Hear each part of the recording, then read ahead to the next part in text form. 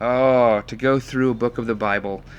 It's wonderful to read books of the Bible in big chunks in one sitting if you can, or in big pieces, but then to go through it just verse by verse, what a wonderful experience. I'm Pastor Brian, and we are going to go through the book of John together, just maybe one verse at a time, one sentence at a time, if necessary, maybe a paragraph at a time, but we're just going to dissect little pieces in little short snippets. So to begin, let's just get a little background.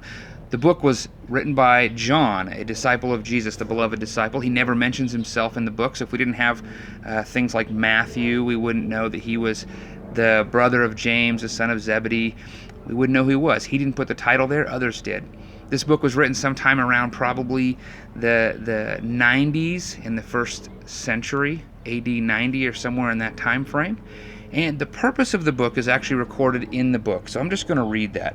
John chapter 20, verse 30 and 31 says, "Now Jesus did many other signs in the presence of the disciples, which were not written in this book, but these were written so that you may believe that Jesus is the Christ, the Son of God, and then by believing you may have life in his name." If we were to put the book of John into just a one-sentence, succinct thing, we'd say John is the book that tells us that Jesus is God and there is salvation found only through Jesus Christ. There's so many verses that are quotable in this book. It's just a wonderful book. I'm going to be using a few methods as we go through this, very simple methods of observation, interpretation, and application. We'll probably bring in some other tools as well. So it's my hope as we journey through this book that you will learn how to study the Bible, and also in these little 2-minute videos, in these little snippets, you'll be able to pick up a devotional reading from Scripture, to meditate on the Word, and just to let that be rooted deeply in your heart. I think this is going to be a wonderful journey.